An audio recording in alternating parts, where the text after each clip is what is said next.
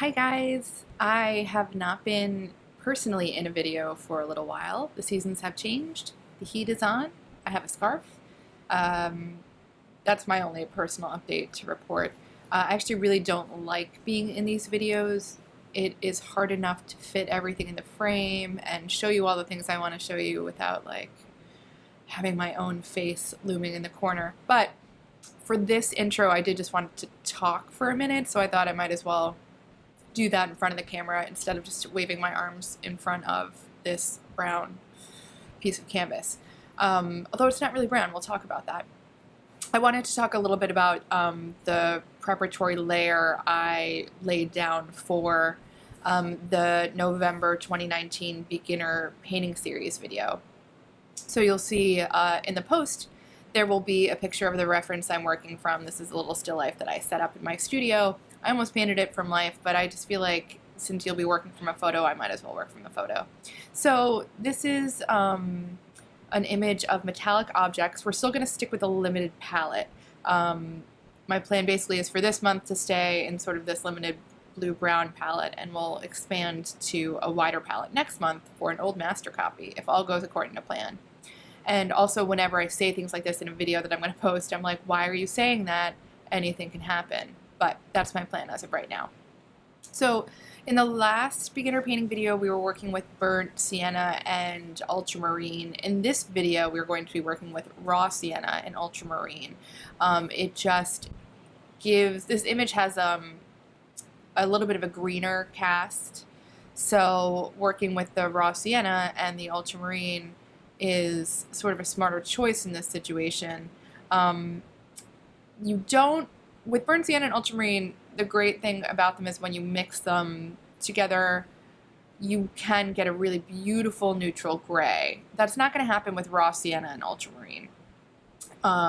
You're always going to have a greenish cast or, a yellower cast, or it's just not going to work out to be fully neutral. So this background is not fully neutral. If you were to see it in isolation, it's a little bit of a golden gray, if that makes sense. I actually prefer thinking of it as a golden gray than a brown.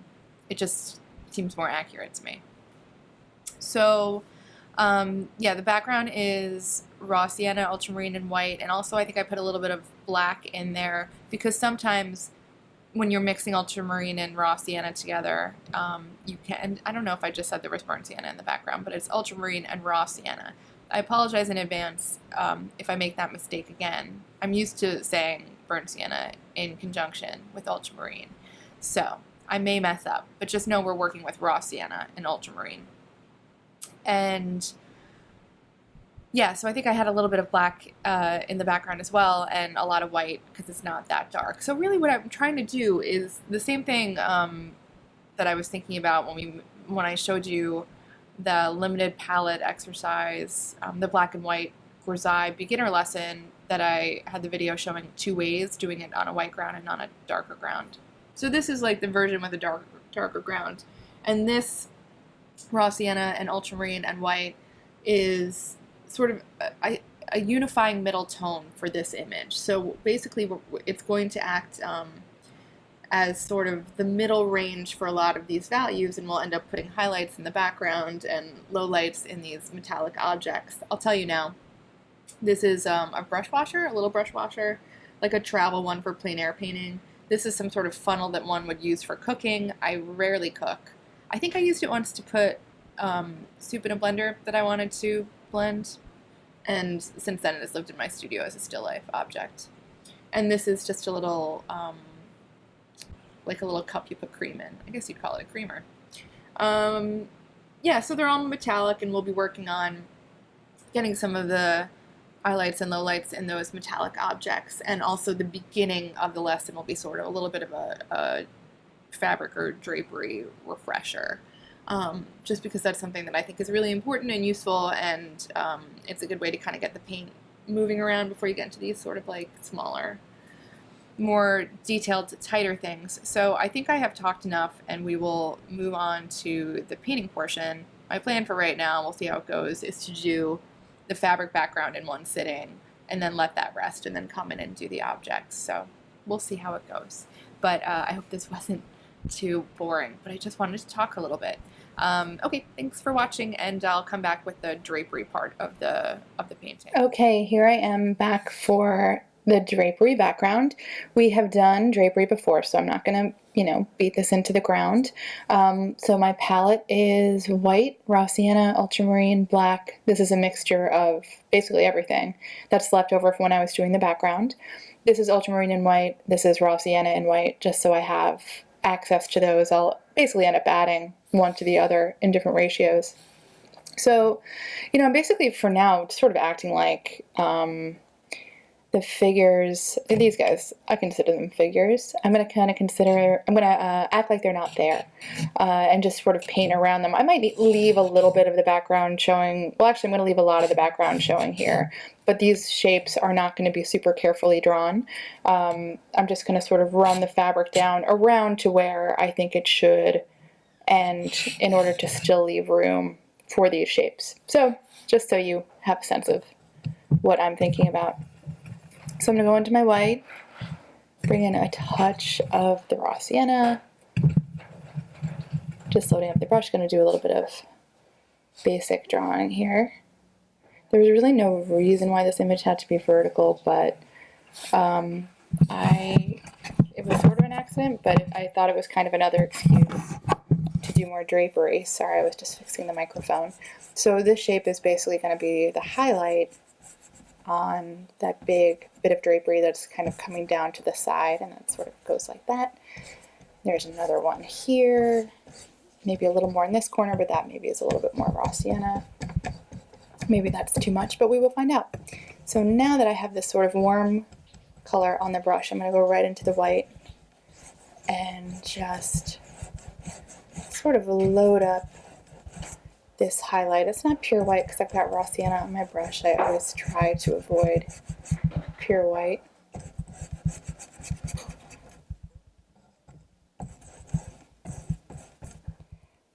And all right, so I'm just sort of protecting the highlight values here. And now we're going to use this midtone to sort of help speed our transitions and keep things sort of easy. This got a little out of control. I have to fix it. You do also have one fun thing about working with this kind of palette is that we have some temperature changes, which are kind of fun. I'm just going to do a little correcting here. And this is part of why it's useful to kind of save your middle tone, if you can do it. Because it's useful to have it for when if you make a mark that gets maybe a little out of hand like that one did. So underneath these folds, I'm actually going to bring a little bit of black into this.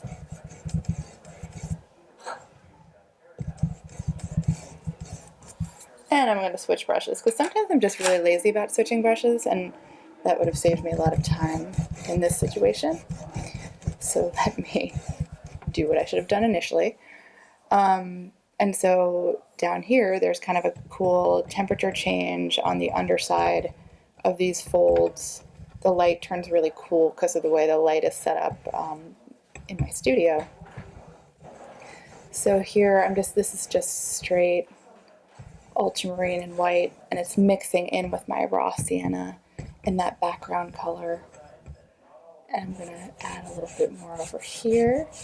And it's key here, you have this sort of low light, which is what the blue is, but it's not right next to the white. You need some of this transitional color from the middle to still be happening in order for it to make sense, because it is a reflected light on the underside of this fold. So in order to let the viewer know what's happening, you have to leave that space between that highlight and the low light. And then here in the middle, it gets maybe a little bit warmer, and I'm really just using one brush for this because everything is sort of in such a limited value range. We can go back and forth really easily. So I'm just going to add some of that warmth, but I don't want it to come forward as though it's one of those big folds. So I got some crusty paint there. And I'm just going to bring this close to that fold, and I'll add a little bit of definition to the outside of that. But not much, because it's really a soft fold. There's not a sharp crease anywhere. So in that case, I'm actually going to take this brush I've been using for everything, and I'm actually going to blend this out a little bit. And it sort of shows that this fabric is, it's not a deep fold behind it, it's very connected to the fabric that's next to it. And another way I can show that is by grabbing a dry brush, which I'm going to do right now. This is just a big soft Manet brush, and just smoothing this transition from the highlight into the fabric that's behind it. And sort of by mimicking the way the fabric is moving, which is what I'm doing, sort of pulling up from the fold, which is what's happening in reality. The fold is actually turning up that way. By mimicking that with my brush, I'm sort of helping the viewer understand what's happening, which is really all we're ever trying to do. So let's see, I might add a little bit, I'll get a different brush now and go back into that background color and just a little bit of white, just to bring a little darkness in here, because this is a little bit of a sharper crease. And I'll go back like so, still leaving a little bit of this warmth in between the two folds. And then the other thing that's happening that I see is I'll go back into my dark color, and there's sort of like a funny crease right here where this all gets a little bit darker. So I'll go into a little bit into the black and sort of connecting that shadow with this middle seam, which is the transition between the low light and the highlight here, and then kind of increasing that connection this way.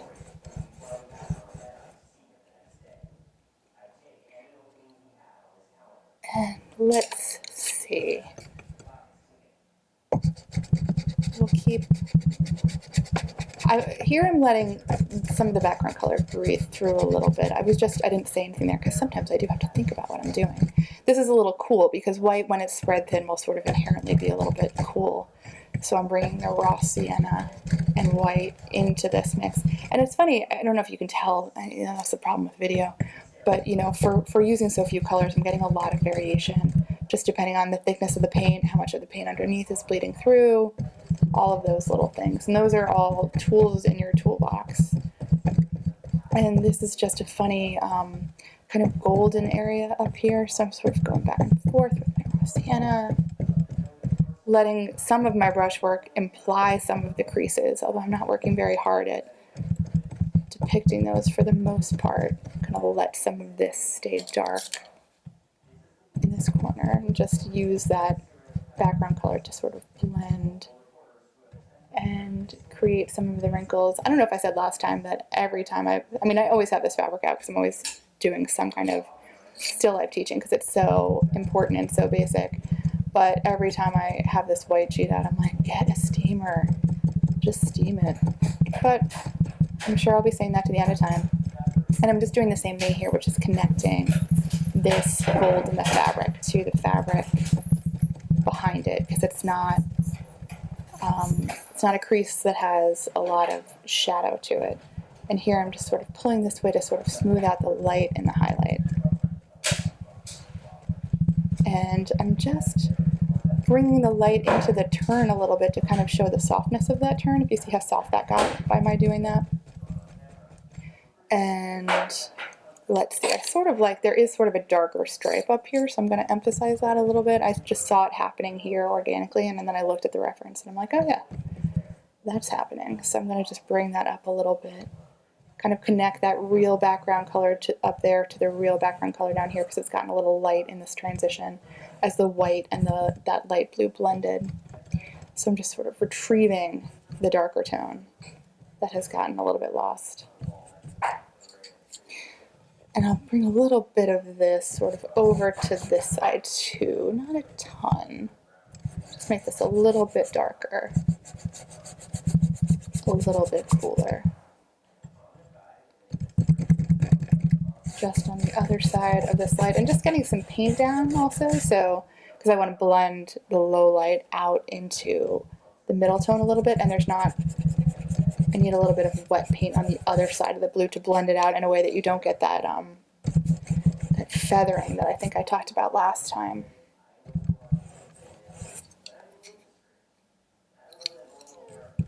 And I'm just pulling that sort of middle color into that low light, and then I'm going to go back in and reestablish the low light a little bit.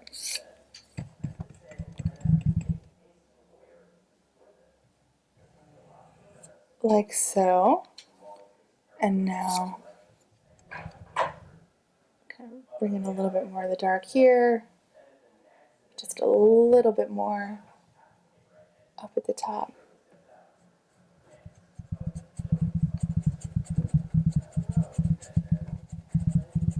Like that.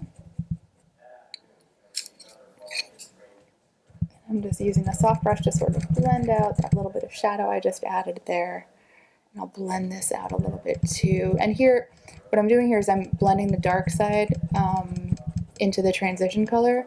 And I do want to blend the light too, but I'm going to blend it in this direction. And this is just to, because if you kind of go willy-nilly and just start blending the white into the rest of the fold, you'll lose that darkness. So it's just, you got to be a little bit careful sometimes with some of that blending. And I'm going to go in with the middle tone and just with one corner of my brush, just soften the line of that darker line. And here I will just bring a little more of the shape in, and the shape is, a lot of this is behind the other stuff that I'm going to be painting, but I still want to have an idea of it back here. And this color is reading quite golden because I have a lot of cooler tones up here, so it's making this area look gold, which is what I want because that's what I'm seeing in the reference. I might add a little bit of a transitional raw sienna in there. Maybe like this. We go right into the raw sienna. Just as a little bit of a transition because I think that's kind of nice. And then I'm going to just soften this a little bit, which is a little, I mean, this brush has a lot of white on it, so I got to be careful because I don't want this all to get sort of blown out and gray, but that's kind of nice.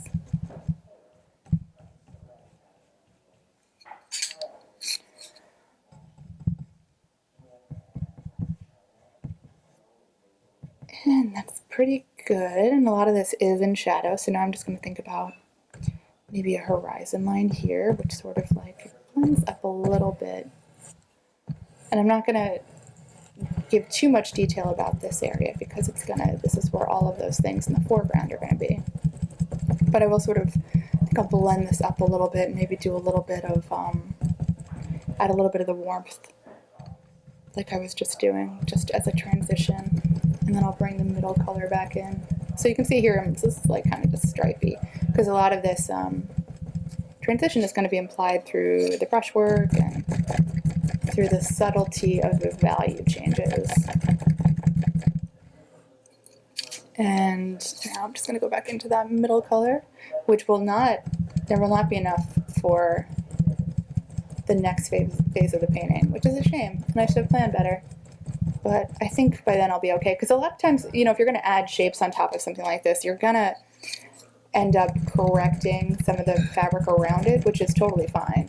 And also I'm not leaving a ton of space open for those, for the objects in the foreground, and that can sometimes make it easier, and then you have to make fewer corrections, because if I was leaving an exact outline of all the shapes, like the odds of that actually being correct, like correct enough to be in the final painting. I mean, I'm sure people who project, people who do different things like that, but even if you project, like, you still are gonna make adjustments, I think, anyway. So I just am like, let me just cover as much as I see fit, basically, and then the objects will go on top. So I don't really know what's happening here because I can't see it that well, but I assume this fabric's just folding, so I'll have that. And then there's, you know, maybe, because this is probably happening, maybe I'll have a little bit of a dark thing. That was pretty dark, but I'll just go back in with the middle tone and have it be like something like that. I don't really know, but we'll go with it. Because there's no, I can't see a hard line in the area that I can see of the fold, so I think it just sort of like splooges down, sort of. And now I'm going to just take a lot of, not super white, I'll have other colors in it, but I'm going to ignore the shadows under the objects, because again, I don't know exactly where they're going to be. and just, this maybe comes back a little bit further. I feel like it's more light farther back. It's a pretty solid line of light.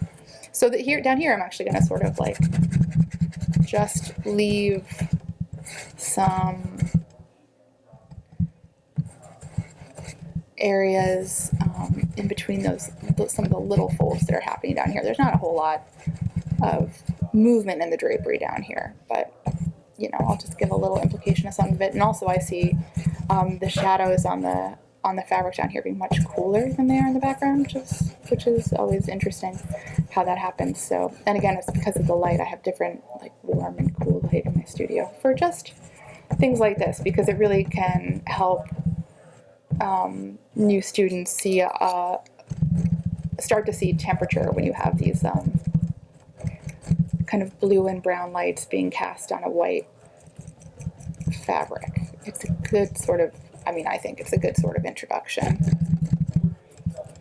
So let me just get into this, and I'll just add some of these sort of low lights with this main brush, but also into the blue and into the black. Because they're not super dark. It's pretty dark, but I'll clean it up.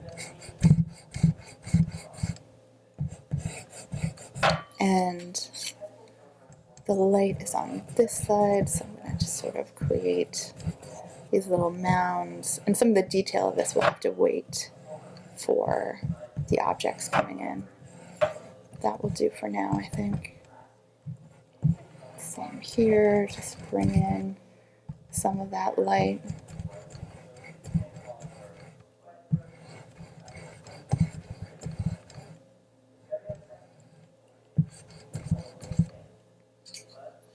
I'm going to soften this a little bit with the shadow brush. And then add in maybe just a little bit of light on the top of these. And I know they look like they're going to nowhere right now, but this is where all the objects are going to be. So I'm just sort of setting the stage for that. And it just looks a little weird in the meantime. And I'll add, and some of this, you know, I can go back in and do tomorrow, but like adding some of the highlights in these folds. I don't need to be that intense about things. And I'm going to blend this transition a little bit so the shadows look like they're sort of part of the fabric next to them.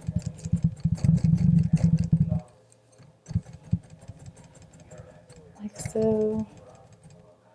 Splitting this transition too, so it all just seems like these soft folds. And then there's a little bit, this will be the last thing I do, there's like a little bit of continuation of some of the shadow down here.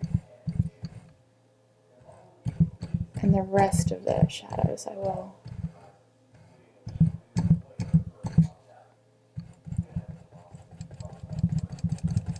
sort of bring in some of the rest of the shadows and the highlights tomorrow down here. But this is just a way to lay something in to work on top of. I'm gonna still make this a little bit lighter.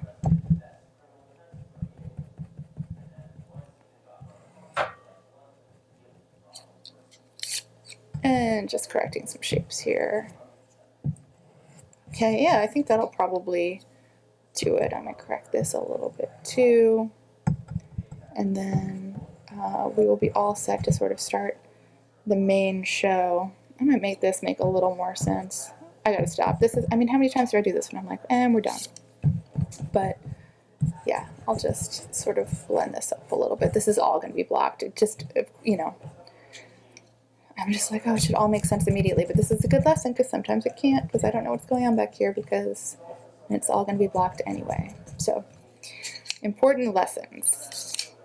And we are good, and I will force myself to leave this, and we will get back into it when this is dry. I'll come back and we'll do the objects. So thanks for watching this stage, and I will be back soon.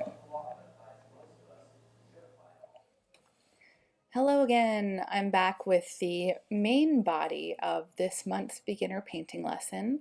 Today we're going to lay in the three objects. We have sort of set the stage with this background drapery, and it's dry, so I don't have to worry about interfering with the values that are already laid in here and having them interfere with the values that I want to lay down in the foreground. So we've just, built a set for the action that's about to take place by adding these three metallic objects in the middle. So I'm still using a limited palette. So this is titanium white, raw sienna, ultramarine black. This is basically a mixture of all four of those colors, and that's going to be kind of my base gray. And then this is ultramarine and white and raw sienna and white, and those are just going to help me mix some gray values more quickly, and there may be some areas in the painting where these colors are used purely by themselves. So I'm just going to do a quick drawing to kind of lay in these shapes. So this is just a flat Gray Matters brush from Richardson Art. I just dipped my brush in a little bit of turp because I want this drawing to be very loose. I don't want it to be thick or to do anything that's going to sort of inhibit the marks that I'm going to make later. But let's see. So the creamer handle in my image is very close to the edge, but I might kind of shuffle that over a little bit. So maybe we'll start, and you can start in the middle, you can kind of start wherever, but this already I think is too tall, but we're going to work around it. So just laying in these really basic shapes. And let's say that's the handle. Don't forget the handle, because the number one thing that happens, because I also have a picture that I use in still life lessons all the time, and students will draw it, and it's usually next to another round object like a bowl, and people never leave enough room for the handle. And I don't half the time either, so I'm not saying that that's a beginner thing or anything. It's like I do that to this day. So that's why I said it out loud, sort of just to remind myself. So I'm just doing this really light, because basically I just want to make sure I have room for all of the objects. This should come up a little more. I was thinking this was too high, but actually this is a little too low. So really I'm just sort of, at this point, what I'm paying attention to is the relations between these objects and just making sure they have enough space. So I'm quite over to the side. So you're going to have to bear with me on this guy. That's my excuse for whatever problems I have today, drawing-wise, is that I'm quite over to the side. So we'll lay him in. And yeah, I can already tell there's things are a little clustered over here. So I'm going to try to get a little more in the middle of this painting. But, we'll go from here. Play it fast and loose. I'm actually going to start, I think, with the funnel in the middle, just because everything else is sort of working around it. So I'm going to just go into my dark color. And a lot of this issue with the metallic is you lay in your darks and your lights kind of specifically, and then just let them sort of work together. So there's a bunch of darks and lights happening in the body of this thing. So I'm just laying in some basics, and I'm not starting with a value that's so dark that I can't make it any darker. This is pretty dark, but it's not black. So there's all kinds of other things that I can do to make it darker or lighter, and say this is I hear my landlady at St. Bernard coming up the stairs, and it is such an amazing thing every day that a dog can be that big. That's just a side note because it distracted me. So I'm just sort of building in some of the darks here, and this is the bottom part of that funnel. And this shadow connects to the shadow in the body. And then the handle comes out of that, but I'm just going to sort of indicate that. I'll get into that a little more later. And I'm just going to take the same brush into the white. That's one of the joys of this kind of limited palette, is you can really just use fewer brushes because you have to work less hard to keep your values pure. I just started going into, I just almost pointed in the reference that you can't see, into the highlight here in the funnel, and I just went in with white and the gray I was using, and really this highlight, as I look at it, is a lot warmer than what I put down. So I'm going to go into my raw sienna and white. This is a great exercise for learning to see temperature, because so much of the information you get about this image is from temperature differences. And the joy of a flat brush like this is you can use it like, I always call this like the snowplow, when you're sort of just like shoveling. Although it's doing the opposite of a snowplow because it's laying paint down, but whatever.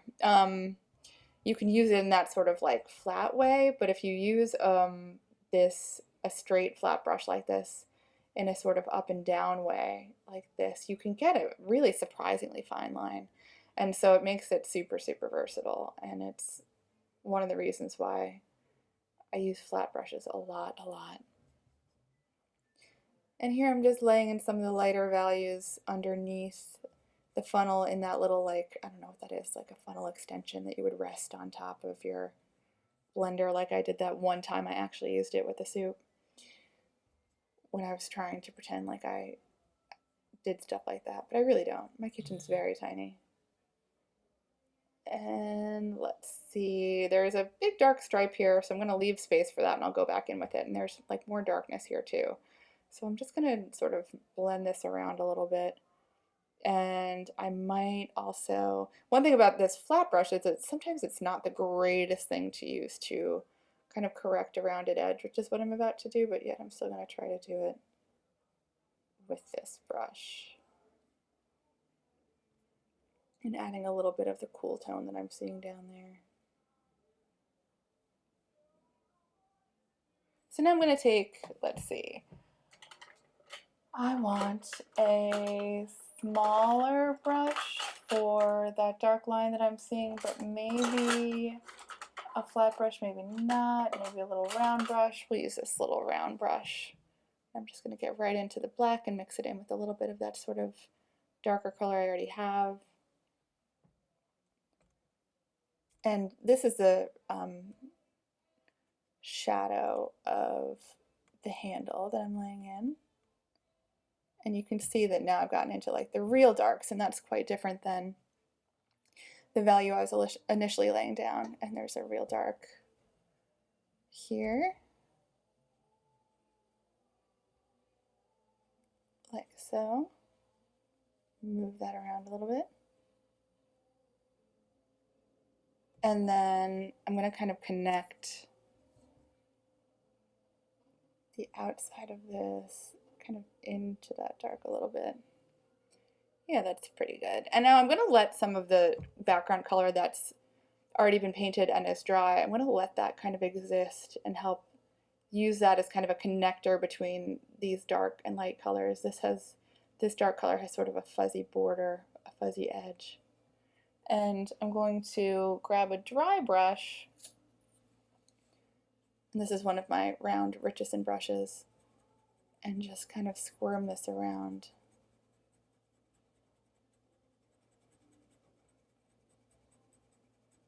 And just create some of that metallic softness that's happening. But I do want to have a hard edge here in this handle reflection, because I see that being very specific, and this sort of connects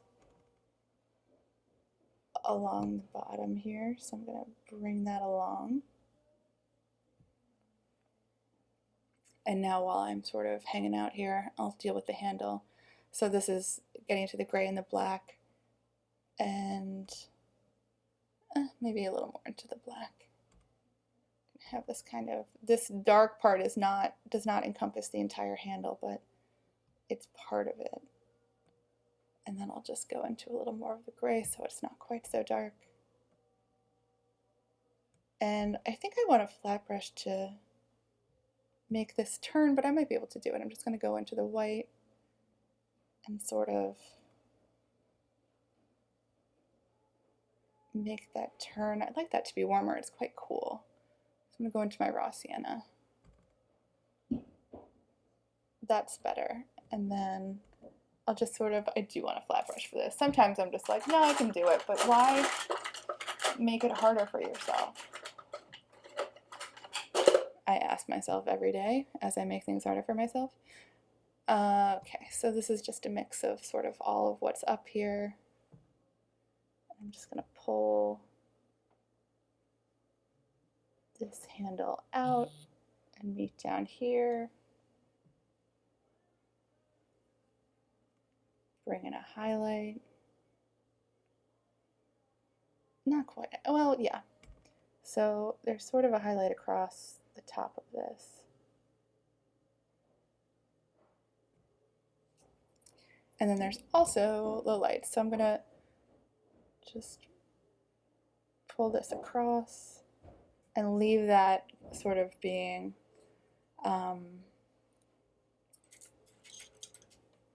it's kind of like there was so much paint on the brush that it sort of gave it a little edge. And I'm going to leave that because I like it. Now I'm just sort of emphasizing the turn of the handle. Bringing in some of the darkness on the outside. Re-emphasizing this little dark area. Sometimes if you're like, well, my lights aren't light enough, one way to deal with that is just to get into your darks a little bit more. And then the contrast makes the whites jump out. And here I'm just going to add, this is again this is a tiny, I say again because I just made another video, but this is my water media brush from Richardson, which is size 40. It's very tiny. I don't like that line. This line should go more this way, but we can, this is all pretty correctable, so I'll just do that. And then I'm going to have a little more light on this edge, on the inside. You know, when you get into these smaller shapes, it's really just, you know, your edges are giving you so much information, and so are those little areas where the light hits. So you want to pay attention to those. I'm going to add a little more darkness further down the turn. There's a little drawing problem down here. This is going to be in shadow, but God forbid that I wait and correct it at the appropriate time. So I'm going to fix this now because this should not be going that way. And there's that little shadow underneath there. I'm going to make that a little warmer. And I'll make it a little lighter. And the shadow kind of creeps up like that. And it all gets a little sort of muddy and connected down here. So I'm just not going to complete all of that. I shouldn't really have started with the shadow at this point. Forgive me, listeners, viewers, whatever we are. But the one thing this is good for is that I can take my black brush, because I do want to kind of connect this bottom into that shadow. And then I'm going to use this flat brush to just blend and extend that line. Give myself a good edge. Now I'm going to do the object on the left of this as I'm looking at it, just because it's farther away. And I'm going to be stretching a lot, so I want to make sure I can do it coherently, although I have not finished the back of that. So here, let me get into sort of my basic shadow tone. And I'm just building in the shadow in the back of the bowl. You know, maybe I'll draw the whole thing out a little bit.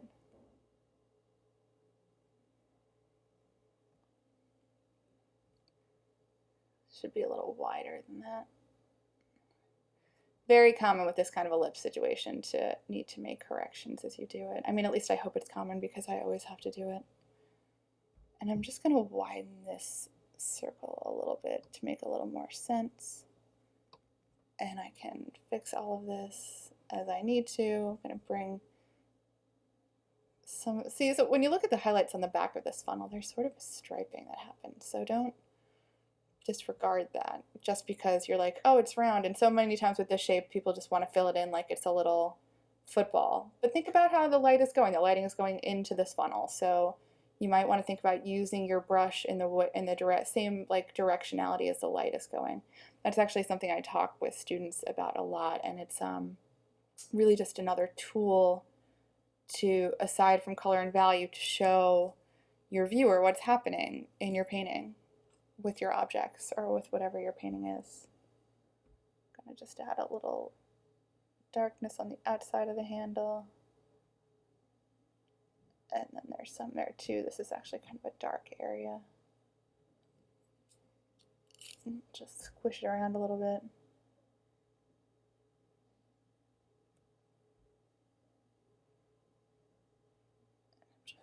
Just pulling this across. Yeah, I think you can maybe tell that I don't like the way this handle came out. So I'm going to take this flat brush and sort of just re-emphasize. Just want this to come out a little more. That's better. And there is a shadow underneath, so it's not that hard to correct. So I'm just going to use the shadow that I didn't really put in underneath to move the top edge of my handle. And I will have to correct my highlight a little bit, but that's fine. Everything is possible at this point in a painting. And I'm also going to take this light color, and this will be in shadow, but I just need to correct this drawing. And go in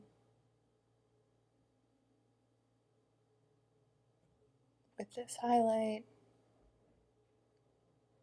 And hope the shadow I put in later doesn't destroy it, but if it does, I'll just fix it.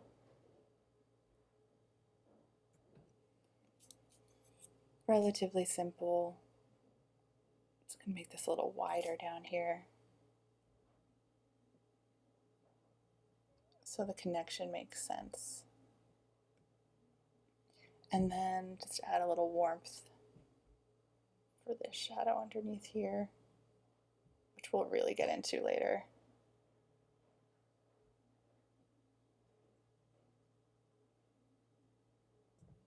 And then just cutting off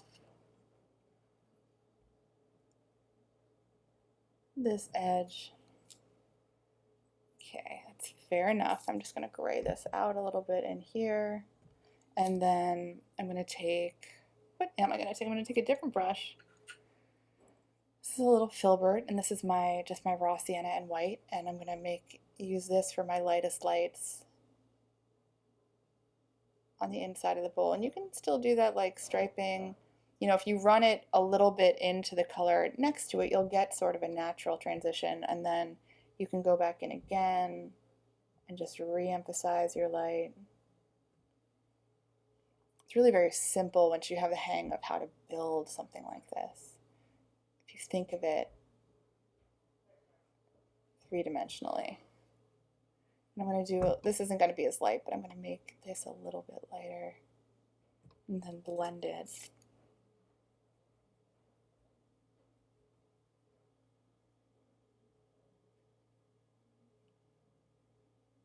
Just because there is some warm light kind of in the top there. And then now, because this is so smooth and metallic, I'm just going to take a big flat brush and just drag this all up.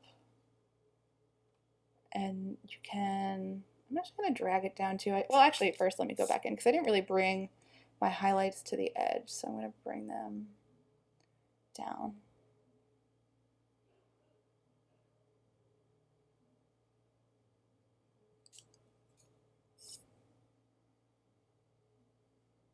And then I'm just going to pull this across a little bit to soften it, and then pull it back up, and then it's much more blended.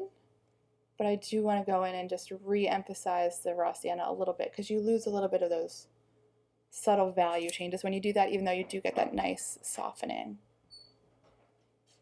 So I'm just going to go back in and do one more like that. One more like that. You'll notice in the reference in those two highlights there's a difference in the curvature, which makes sense because the bowl is curving. So those are just little things to be aware of. Those are really important drawing elements that tell you what is happening. And let me add a little highlight on the edge because that's what I'm seeing. And I'm going to just bring this light up here because that's what I'm seeing. Bring this one to the edge. That's pretty good. I think we can move on to the brush washer next door. I'm just going to add one little light. It's a little bit of a cooler light. down here.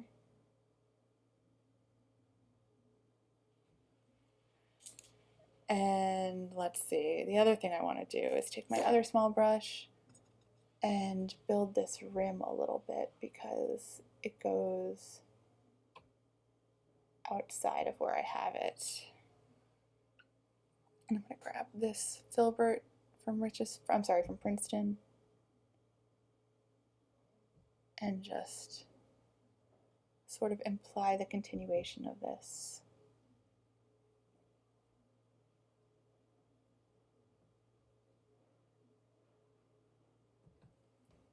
And I will just use the edge of this hard brush to sort of drag that through, and then make sure it connects because it's kind of floating right now. And then correct that drawing because this is a little too flat now. It's one thing after another. And so I just sort of inadvertently made my funnel a little wider, so I have to make these little corrections, but it's fine. I think that's actually more accurate. Okay, one more thing on this edge. I just want to give this edge a little bit of emphasis.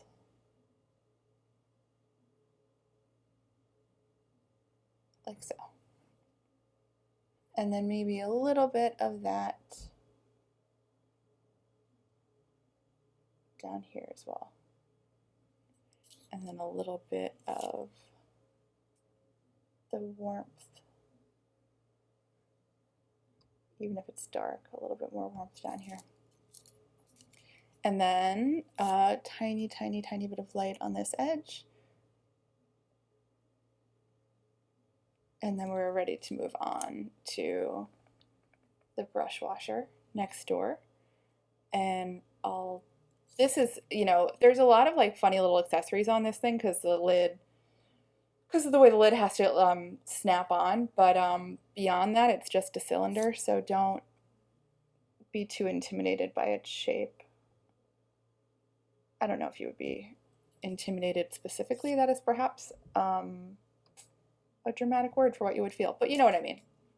It's really kind of more basic than it looks. So I'm going to take a tiny, tiny bit of turp to get a little more flow in this. Getting into this dark color. And I'm going to try to just build this guy in as few marks as possible. So let's see, this comes a little further down than this. I'm just looking at the brush washer in relation to the funnel so they can inform each other size-wise.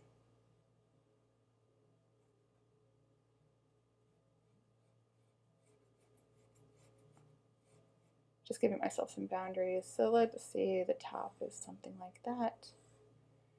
And we'll build some of the structure of this. Maybe this is a little, it's not going to be, the color is not going to be as solid as I'm making it, but I sort of want to do some of the striping that I did over here, so that's why I'm sort of laying all this stuff in. Like this is warm, so I'm going to lay in a warm area and just pulling it through the paint I already put down. Maybe some of the background color comes through, which is all for the better, that's why it's there. I'm going to bring in some real raw sienna as sort of a colorful element here. It's funny how these browns can really read like real colors when you're in a limited palette situation. Thinking about this vertically, building these different values, getting back into my darker color a little bit, and then I'll pull out some lights.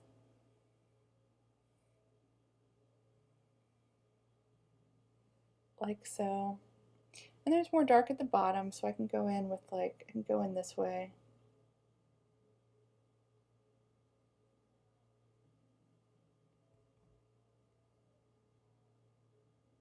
And we'll correct the bottom with a little bit of a shadow. And now I'm going to take my slightly smaller flat brush and just build in this edge.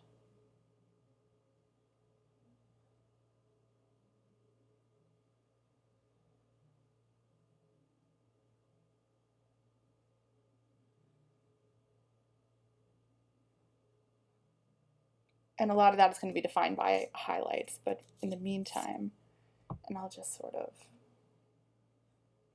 lay in the dark value on top of that. Really, this can all be kind of dark, and then we're just going to pull out some more lights and darks as we need to. I gotta readjust myself a little bit so I can get a little closer and really kind of hammer out this drawing a little bit and switch brushes. And the side of this lid comes out farther over here, farther over here. And then there's some details happening here that we're going to put in. But initially, I'm going to just bring that down a little bit, kind of I'm bringing down the curve of the lid here.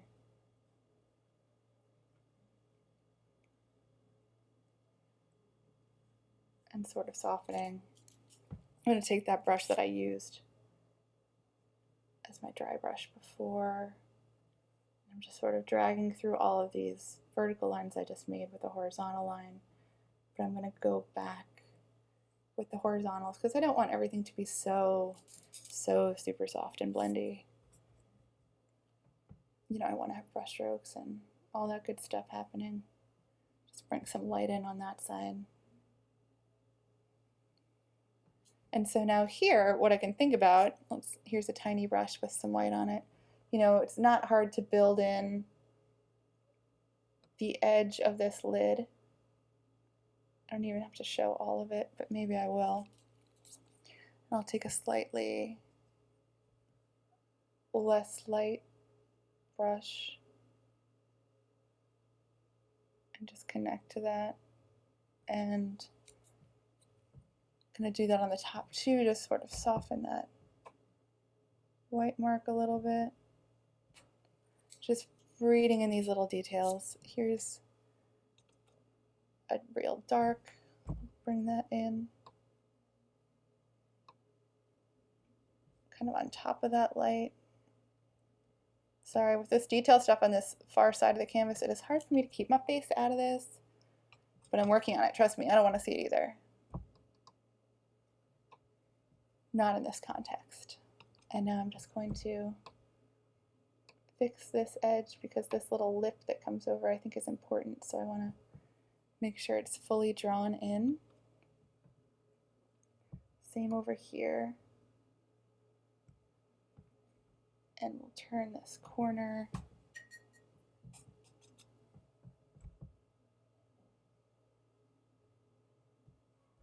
And fix that and go in with some more lights.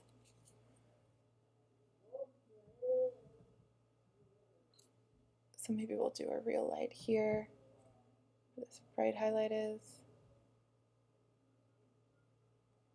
And then maybe one along the top here. And you can see how much information that gives you about the lid. It really tells you a lot about it.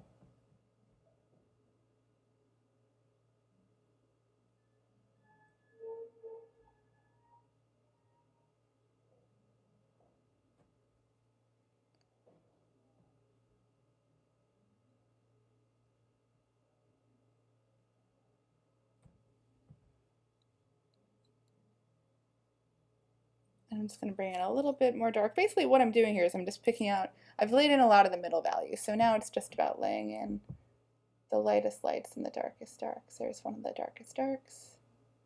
There's another one over here. There's one underneath this light.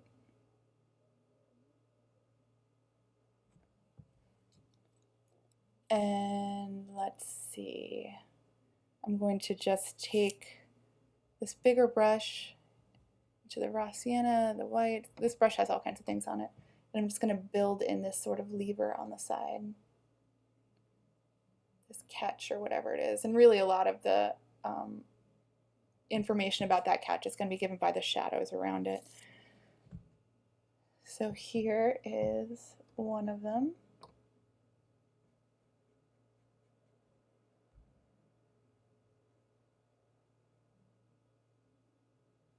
And that's maybe a little too low, but it's easy to fix because I have all the same colors happening on all the brushes at this point, basically. I'll fix that a little bit.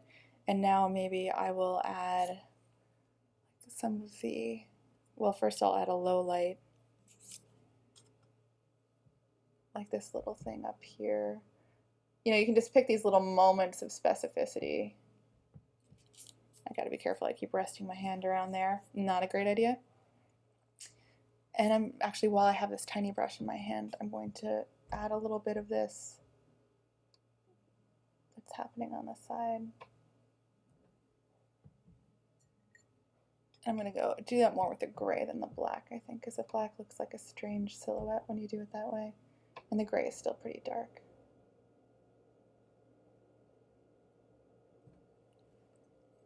So whatever that is, you know, that little clasp. And now I'm going to load up this filbert with, this pointed filbert with white, and just make, well, first I'm going to give this a little bit of volume, and then I'm going to get some more white, a little bit of the raw sienna, and just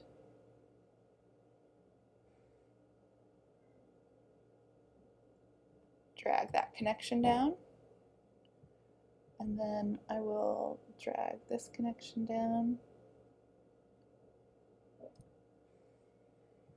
That one is maybe a little bit too, I can probably correct it with the dark because it should be not going this way so much. Let me just get rid of it. Easily done. And I'll do it again.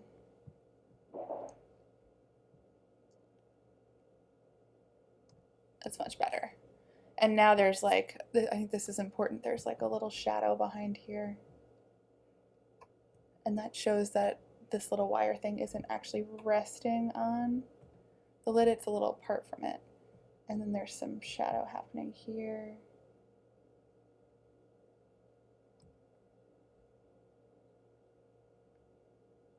And then also coming down here. And there's a low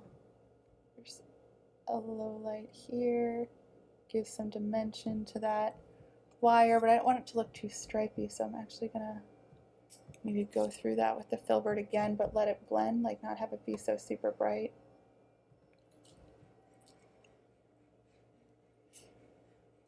Yeah, now I'm gonna go into kind of the gray. This is the wrong brush I just used, but that's okay. And just bring, this is the handle on the other side, you just see sort of the implication of it. And I'll bring in a little bit of shadow to emphasize it. And then there's the handle. I'm like craning up to see it. I could do that with this, maybe with this little brush that's really loaded. And then I'll go like, now I'm in the raw sienna.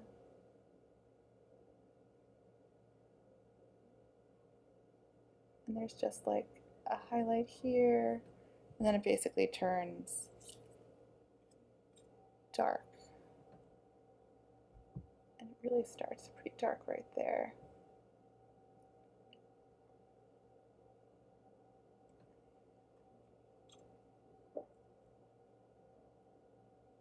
And it turns and just goes back that way.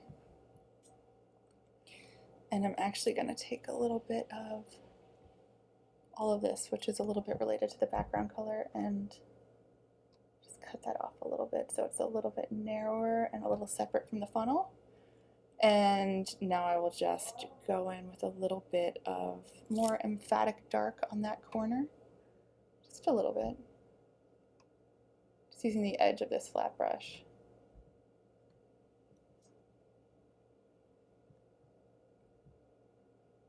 And then I'm going to take my filbert, clean off the white,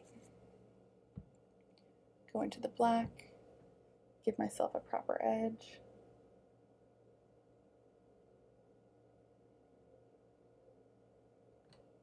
And now I'm off to the side. I know that was wrong.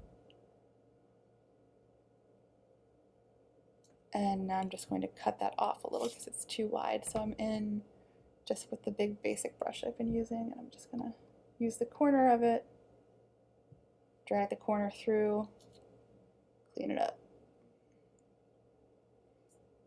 That's pretty good. I just want to straighten this line out because this, I swear, is because I'm off center.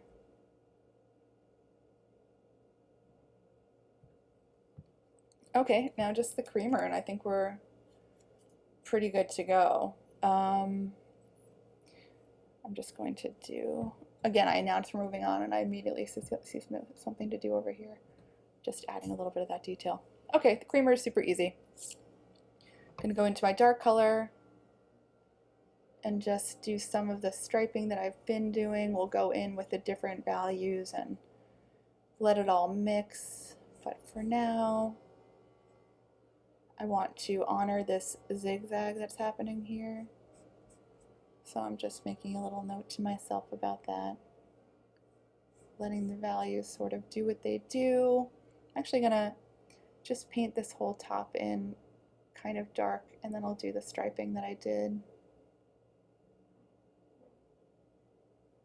on the inside of the funnel, like that same kind of thing. And I want to do this before I get into the side of the picture because I'm going to be dragging lines down, and if I've already painted this top really nicely, I'll just mess it up and have to do it again, so there's really no point. So here I am just in my raw sienna and white and just adding some stripes in the back of this. And I'm going to take a smaller brush for some darkness, because sometimes if you do that striping thing with the same brush, you can end up with really uniform shapes. So just be aware of that you can go in and interfere with them with other brushes, so it doesn't look like, you don't want it to look like a pattern, because it probably isn't. Just something to keep in mind. And that's true of any time, like that happens to me with like grass and stuff. So anytime you're doing something that you're saving time by doing a certain kind of brush stroke over and over again, like you want to be on the lookout for it becoming too uniform. This picture is kind of a funny shape because it has this little, the little beak on it. So I'm gonna pull that out a little bit. Okay, I think that's better. And then I'm gonna fix this stripe a little bit, and then I'm gonna go back in, blah, blah, blah, back and forth. Mess with that a little bit. I might correct that a little bit from the outside too. Let's see. Yeah, the nice thing about the limited palette is it sort of can't be that hard to match any color because you've only used a couple. So it's a question of just getting the right ratios again, which is not the hardest thing in the world, or shouldn't be. But sometimes even the things that aren't hard are hard. So I shouldn't make that kind of proclamation about what is and isn't hard. Just in here with the raw sienna, just trying to get in some of the gold undertones that are here,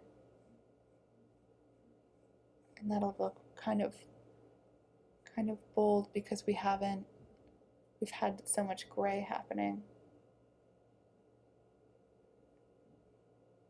Just blending that all around, bringing this down a little bit.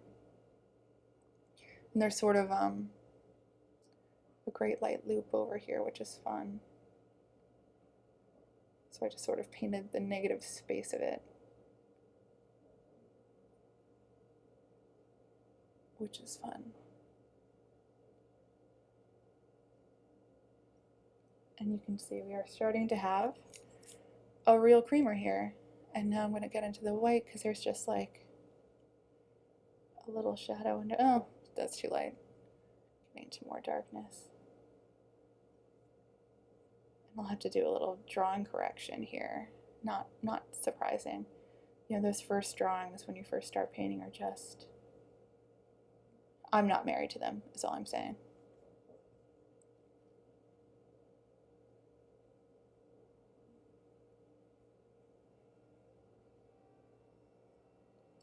Took my eye off the ball there. That's a little more like that. And now what I might do is just keep this brush going to the white and the raw sienna and just let all this mix together a little bit. Let some of the background color still be there. Get up to the edge with that. And then get some of these hard angles that exist at the edge of this reflection that are really kind of fun. Let them appear. That's why I'm using a flat brush for this. But now I'm going to see how much of this I can just sort of smooth out and then use whatever like fun value changes are happening. I'm actually gonna get back into that real raw sienna a little bit. And a little more up here because this is a little bit thin.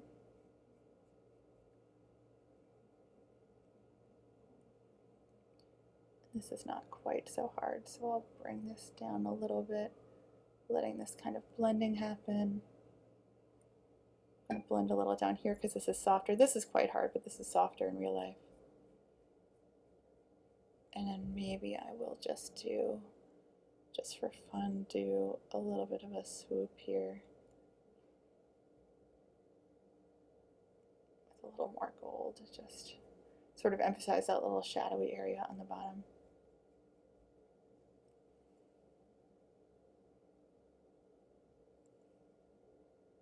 This is like the counter swoop underneath it. And then just get some of this up here for that nice warm color. And this I feel like is important, this little stripy connection. Yeah, that's pretty decent. I might take my dry brush, pull these down a little bit. I don't think I'm going to go across because I like, from the look of the reference, there really is kind of that striping happening. Just going to soften that a little bit. And then here's my tiny brush with the light on it. I'm just going to, actually, I'm going to take the dark one first and fix this edge so it goes where it needs to go and meets the beak on the outside. And then now I will take my light brush, light tiny brush,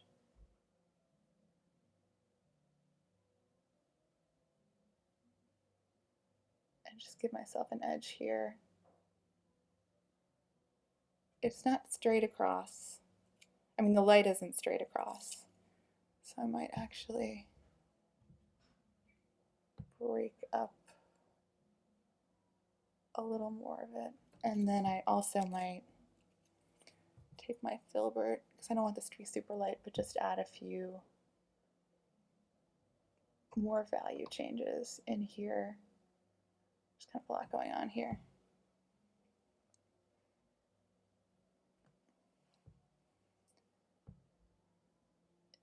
Maybe connect that all up. Yeah, I think that's pretty good. And the handle is simple if I use the right brush. So let me get a flat brush, some of this medium color, but maybe a little lighter. And I'll start here. I'm going to add some of the raw sienna to make it a little lighter and warmer. And then make the little curve this way. Come back. Do it again for a little more, to have a little more body on it. And then that top part's pretty narrow, so I'm going to take my filbert. Really comes out like here. Like so. And there I will take my little light brush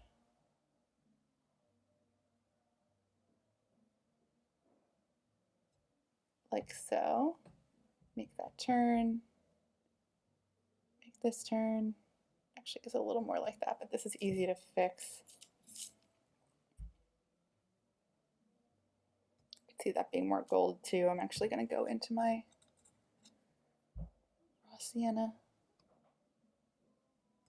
and just laying in that dimensionality.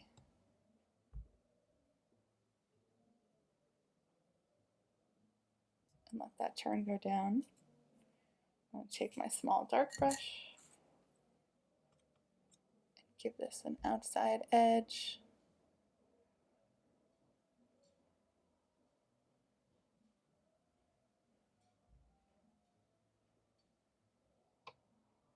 Yeah, now we can just lay in some shadows. I'm going to lay one in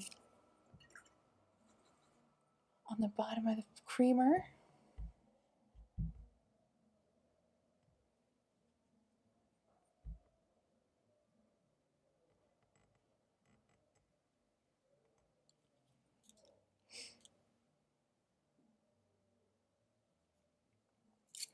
And now I'm going to go into that middle color, maybe a little bit more raw sienna, and just think about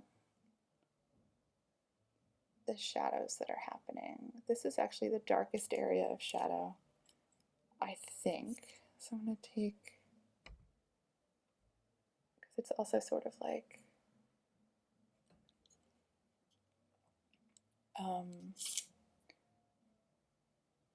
there's also like a natural fold in the fabric there. And then this comes out here. A little white and raw sienna.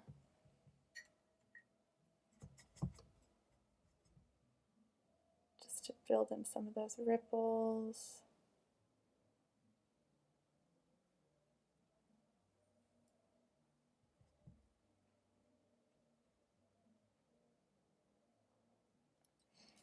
And then this, oh Jesus, sorry that was loud.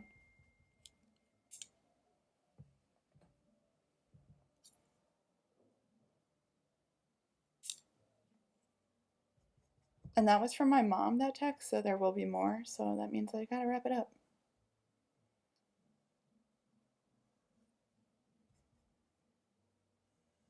And so I'm just laying sort of some warm shadows here. And this can sort of connect with this side.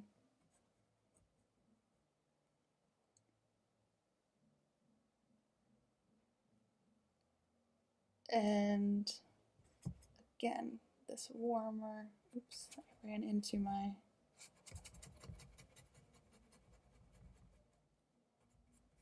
just kind of laying in these shapes. And I'll go in with a little bit of a lighter color to sort of soften some of the edges. I'm going to blend this down a little bit because this is a little, I like the severity of it, but it's also like a little too much. And then maybe I'll just take this smaller brush that had a bunch of stuff on it and build in some light behind that. And then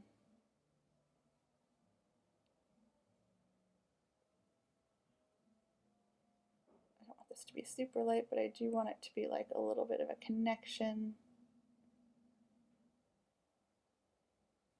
And just to demonstrate, like, maybe this connects to that.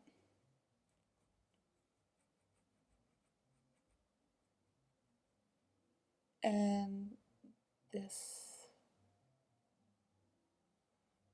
is a little bit lighter too. Like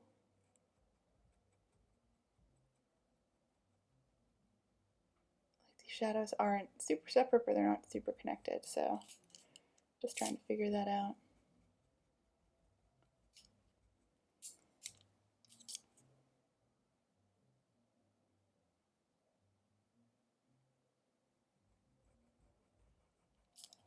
And I'm just going to get a little more light on my big brush.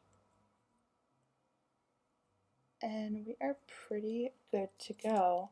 You have a nice metallic painting, and so you can see metals are maybe simpler than you think. Like maybe that's a good way to think about them.